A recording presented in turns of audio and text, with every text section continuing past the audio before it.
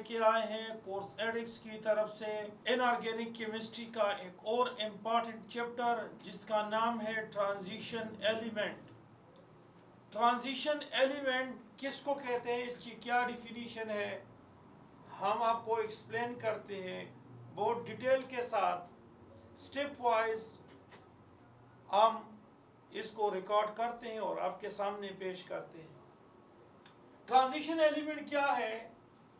The metallic element in which D and F subshell are partially filled either in atomic state or cationic state, ख्वाह वो atomic state में हो या cationic state में हो, वो partially field हो। D and F subshell अगर वो पार्शियली फिल्ड हो, कैटायनिक फॉर्म में हो या एटॉमिक फॉर्म में हो, तो इसको हम क्या कहते हैं? इसको हम ट्रांजिशन एलिमेंट कहते हैं। अब पार्शियल फील्ड से क्या मुराद है? देखिए, पार्शियल फील्ड, बात सुन ले कि ये पार्शियल फील्ड किसको कहते हैं? या तो d ऑर्बिट या f ऑर्बिट, ये एम्प्टी होगा या अनपेयर्ड ऑर्बिटल होते हैं, अनपेयर ऑर्बिटल होते हैं या एम्प्टी ऑर्बिटल होते हैं। तो अगर d ऑर्बिट, याद रखे, वो पार्शियली फिल्ड हो, यानी उसमें एम्प्टी ऑर्बिटल हो या अनपेयर्ड ऑर्बिटल हो, तो इसको हम ट्रांजिशन एलिमेंट कहते हैं। और ये कहना कि डी ब्लॉक और एफ ब्लॉक एलिमेंट वो ट्रांजिशन है, तो यहाँ पर हमारे पास कुछ टिपिकल ट्रांजिशन एलिमेंट होते हैं, कुछ नॉन टिपिकल ट्रांजिशन एलिमेंट होते हैं जिसकी कैरेक्टरिस्टिक में फर्क होती है। इंशाल्लाह हम आपको एक्सप्लेन करते हैं। ट्रांजिशन एलिमेंट जो है उसमें सबसे फर्स्ट सीरीज जो शुरू होती है वो स्कैंडियम से लेकर जिंक तक होता है, और इसका मैक्सिमम प्रिंसिपल क्वांटम नंबर जो होता है वो 4 होता है। लेकिन ये याद रखें, यहां पर n-1d, अगर n-1d इलेक्ट्रॉनिक कन्फिगुरेशन हो, तो ये याद रखिए, ये आपके पास होता है पार्शियल फील्ड d ऑर्बिटल या partial field d transition element. लेकिन अब यहां पर देखिए, प्रिंसिपल क्वांटम नंबर आपके पास क्या है? 5 है। तो आपने यहां पर 5 लगाना है, 5 से 1 को निकाल दे तो यहां पर आएगा 4d।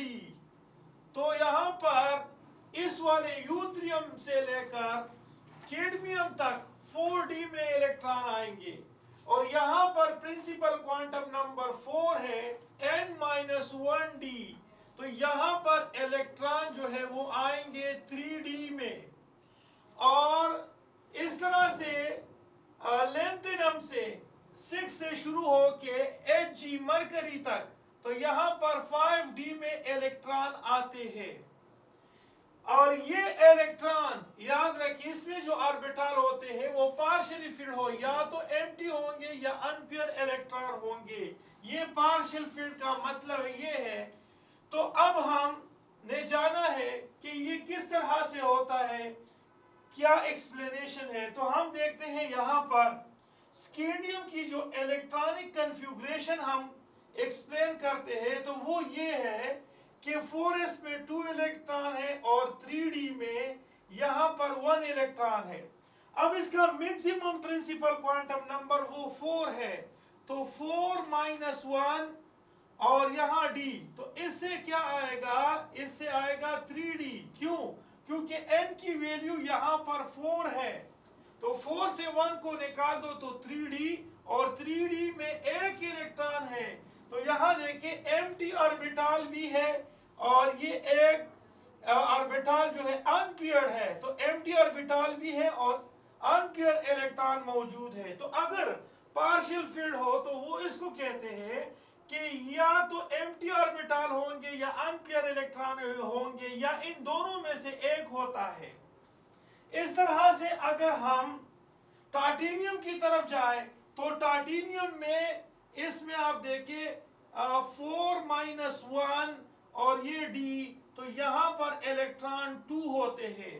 तो टाइटेनियम में देखिए एम्प्टी ऑर्बिटल है और 2 अनपेयर्ड ऑर्बिटल मौजूद है। इस तरह से अगर हम क्रोमियम की तरफ जाते हैं तो क्रोमियम में सारे अनपेयर्ड इलेक्ट्रॉन है डी में, इसके डी में सारे अनपेयर्ड इलेक्ट्रॉन है। इस वजह से हम कहते हैं कि अगर अनपेयर्ड ऑर्बिटल हो या अनपेयर इलेक्ट्रॉन हो या एम्प्टी हो या इन दोनों में से एक हो तो वो पार्शियल फील्ड होता है। और ये देखिए मजे की बात ये है कि अगर हम जिंक को देखें, जिंक को, तो जिंक आप देख रहे हैं कि जिंक जो है वहां पर गौर से देखें, यहां इस तरह से आपने जाना है। अगर जिंक को हम देखें तो जिंक में सारे डी ऑर्बिटल फुल फिल है। ये देखिए सारे डी ऑर्बिटल फुल फिल है। तो जब 4-1 डी है और यहां पर 3 की 10 होता है तो ये फुल फिल है, लिहाजा ये पार्शियल फील्ड में नहीं आता है। तो लिहाजा जो आपके पास जिंक है या उसकी जो फैमिली है, ग्रुप है, जिसमें ये हम कहते हैं कि जिंक है, कैडमियम है और Hg है, ये नॉन टिपिकल, याद रखिए ये नॉन टिपिकल ट्रांजिशन एलिमेंट होते हैं। ये नॉन टिपिकल ट्रांजिशन एलिमेंट होते हैं। इसकी कैरेक्टरिस्टिक ट्रांजिशन एलिमेंट की तरह नहीं होते हैं। इसके जो कंपाउंड होते हैं वो कलरलेस होते हैं, जबकि इसके कंपाउंड ये बाकी जितने भी है इसके कंपाउंड कलर्ड है और इसमें ट्रांजिशन के तमाम खूबियां मौजूद होती है। लिहाजा ये नॉन टिपिकल ट्रांजिशन एलिमेंट होते हैं और ये हमारे पास, ये सारे हमारे पास जो है ये याद रखिए ये टिपिकल ट्रांजिशन एलिमेंट होते हैं। अब इसमें ये वाला ग्रुप है, ये याद रखिए ये वाला ग्रुप, इसको क्वाइनेज एलिमेंट कहते हैं। ये देखिए इसको हम क्वाइनेज, क्वाइन सिक्के बनाने में यूज होता है, तो इसको हम क्वाइनेज एलिमेंट कहते हैं। ये क्वाइनेज एलिमेंट है। इस तरह से निकल है, पैलेडियम है और प्लैटिनम है। ये कैटालिस्ट है, कैटालिस्ट है किसकी? हाइड्रोजिनेशन ऑफ अल्कीन और अल्काइन की क्या है? हाइड्रोजिनेशन में बतौर कैटालिस्ट यूज होता है। अब हम इसकी एक प्रॉपर्टी एक्सप्लेन करते हैं और वो प्रॉपर्टी इसका क्या है? Atomic size. एटॉमिक साइज एक प्रॉपर्टी आज एक्सप्लेन करते हैं ट्रांजिशन एलिमेंट की और वो है एटॉमिक साइज। तो एटॉमिक साइज जिस तरह से मैं कह रहा हूं उसी तरह से इसका एटॉमिक साइज है।